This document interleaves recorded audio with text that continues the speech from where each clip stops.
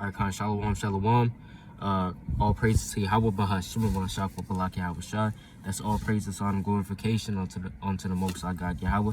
In the name of Zon Begotten Yahweh. It's Brother Yasha Allah coming back to y'all yet another video through the Spirit Pod Yahweh Bahashim Shakwa Balaki Yahweh. Alright, so I'm gonna get straight into this.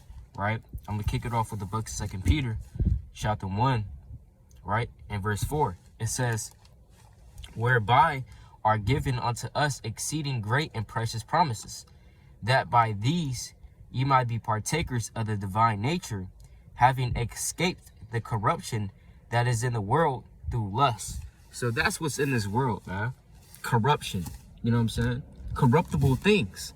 You know, we can't have our mind focused on the corruptible things, right? This jacket is corruptible, right? This car is corruptible. This flesh right here is corruptible.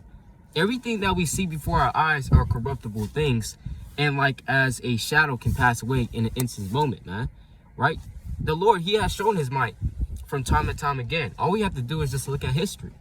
Hey, one day there was peace and safety. The next, everything was destroyed. Look at Hiroshima and Nagasaki, right?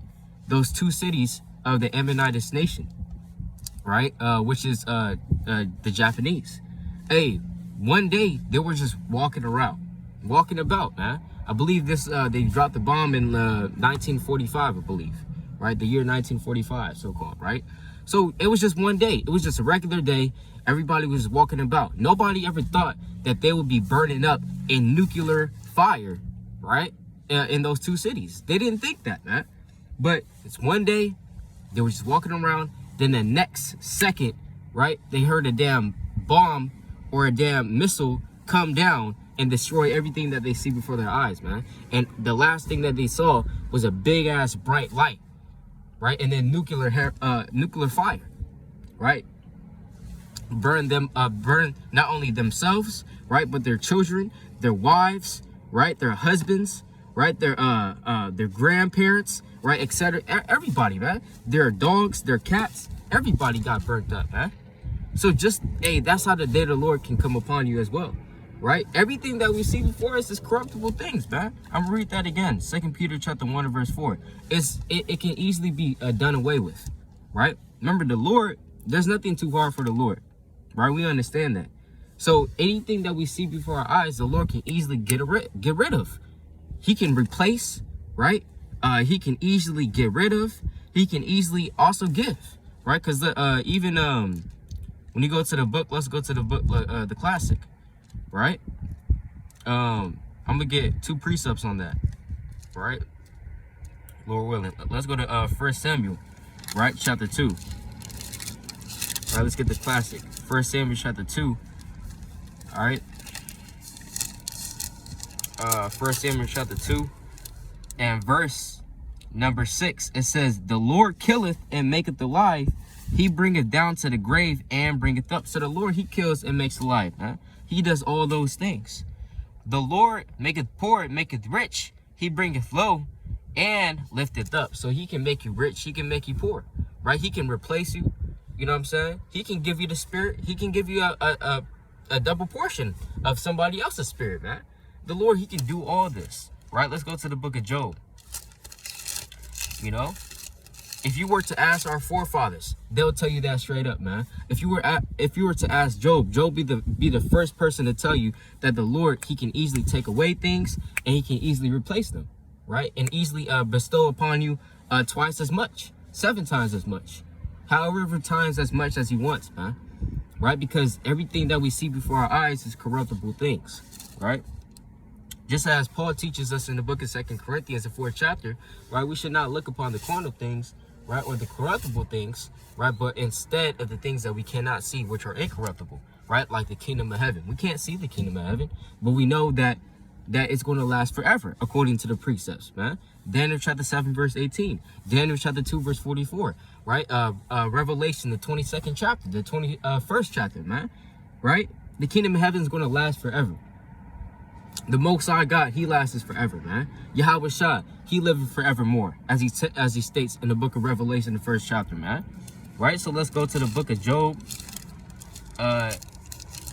chapter 2, right? Job chapter 2. Let me see. It's like it. Job chapter 1 verse 21, right? It says, and said, naked came I out of my mother's womb, and naked shall I return hither. Salakia. The Lord gave, and the Lord hath taken away. Blessed be the name of the Lord, man. Blessed be the name of the Lord, right? The Lord hath given, and he can take away. And remember, everything that the Lord basically took away from Job were corruptible things. And did the Lord take away the kingdom of heaven from Job? Did the Lord take away the promises that he bestowed upon his forefathers? No. Did the Lord take away his grace from Job? No. Right? But he took away the carnal things, the corruptible things. You know? His house, right? The cattle, the sheep. You understand? The fields, the riches. He took that away. But we also know at the latter end, the Lord gave it twice as much. That's because Job, he didn't lose faith in the Most High. You know, he still maintained his integrity, right? Even after all of that. So I'm going to go back to the precept, 2 Peter chapter 1 verse 4, whereby are given unto us exceeding great and precious promises. So we were given exceeding great and precious promises. You can read about that in the book of Romans chapter 9 verse 4. You know, the Israelites were bestowed the promises of the Most High God. And that includes the kingdom of heaven, right? The Most High. And just read that in the book of Genesis. The Lord, he made a promise to Abraham, Isaac, and Jacob, the 3 patriarchs, man, that their seed will inherit the land, you know, and that the Lord will be their God forevermore, you know. And the Lord, hey, guess what? He's a man of his word. He's not going to break his promise, man. You know, the Lord is not a man that he should break his promise. And even when you go, Slocky, I'm going to get that precept real quick. Let's go to the book of Galatians. Because even on the physical level, certain real men, they're not going to break their promises and go back upon their word. That's what people say in the world, that a real man would not do that. So how much more the Most High? All right. It's the book of Galatians chapter 3 and verse 15. Brethren, I speak after the manner of men. Though it be a man's covenant, yet if it be confirmed, no man disannulleth or addeth thereto. You see that? So it says, though it be a man's covenant, right? No man disannulleth or addeth thereunto. So nobody's going to disannul this covenant, right? Or even add to the covenant.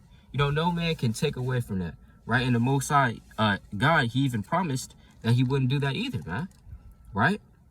So if the Lord promised something, shall he not do it? Shall he not perform it, right? And shall he not keep it, you know? So let's go back to that. 2 Peter, right? Chapter 1.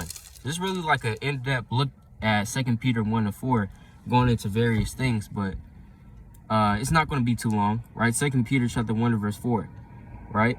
I don't plan to, but it says, whereby are given unto us exceeding great and precious promises, that by these ye might be partakers of the divine nature, having escaped the corruption that is in the world through lust. You see that? And it's all through lust, right? It's all through lust. This world is full of lustful things, man. People lusting after, you know, strange flesh, right? As it states, it's just all matter of lust. And that's really what drives this world, is the lust, you know, the pleasures, right? Doing what you want to do, right? That's what drives this world, man. And that's really a big source of evil, right? Lust, doing what you want to do instead of pleasing your flesh instead of pleasing the Lord, man, right? But let's see what pleases the Lord. And I'm going to close out with this, right? Let's go to the book of Jeremiah, chapter 23. It's like it, 29. Not a lot, 22, 23, right? Let's go to Jeremiah chapter 23, all right? It's the book of Jeremiah, right? Chapter 23, right? Salakia. Where is this at? Oh, Salakia, 9 to 23. Yeah. All right, let's go to the book of Jeremiah, chapter 9, verse 23.